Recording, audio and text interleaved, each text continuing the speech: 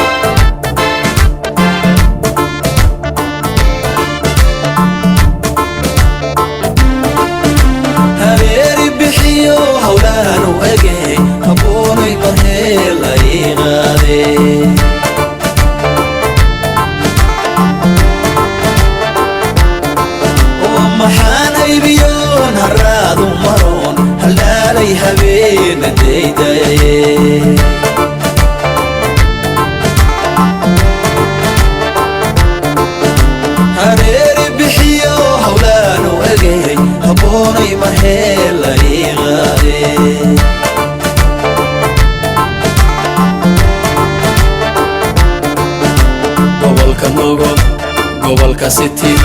gobolka faafan waad ka soo dhaadhacdeen dhulka hooyaad dhulduulanay ka soo dhaadhacdeen halkii lagu dhalay dhayda lagu habiyo dhaxya dhuuqiha dhulka hooyaad dhulduulanay ka soo dhaadhacdeen dhulafdheerdhe ha shabeelle ha qorraxay dhab ha. السلام عليكم ورحمة الله وبركاته. horta waxaan joognaa miyiga waa dhul aad iyo aad qurux badan dhulka miyiga oo dhirtii leh wax walba laga helayo waa dhul maasha Allah ah yaa ninkiina wuxuu yiri dhulkii hooyo waan jeclaay dhaqashadiisii rabbi baa isugu dheeli tiray qurux dhameyskeedii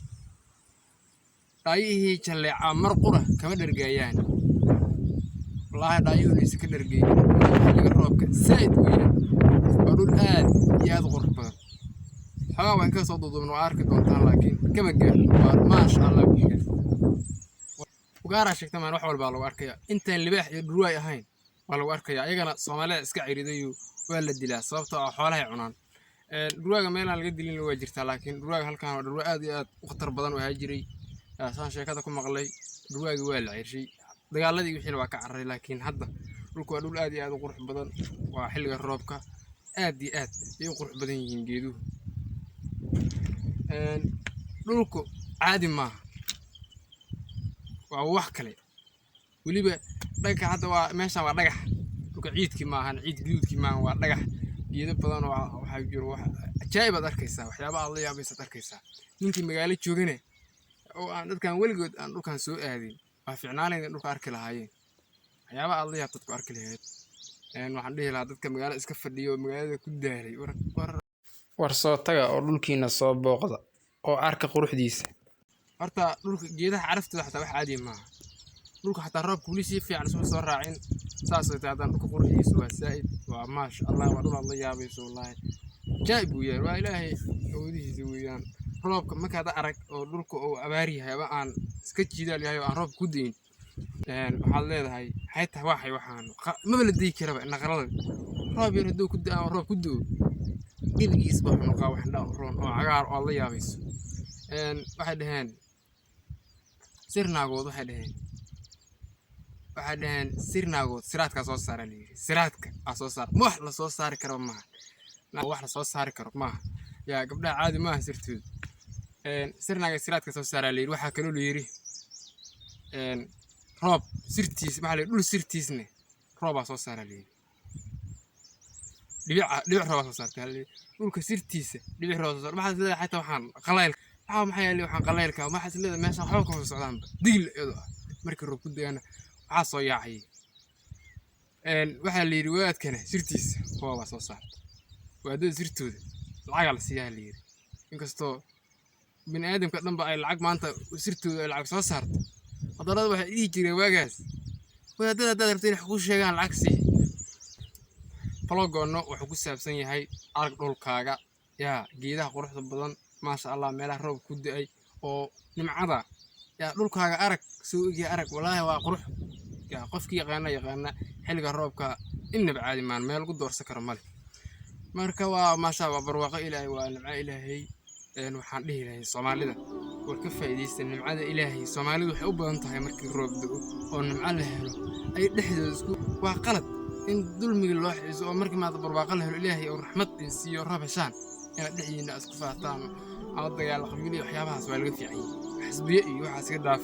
dantiina aqoonsada badbaadadiina aqoonsada ka shaqeeya amniga aad iyo aad u mahadsantihiin vloggeena intaasuu ku saabsan yahay wassalaamu calaykum waraxmatullaahi wabarakaatuh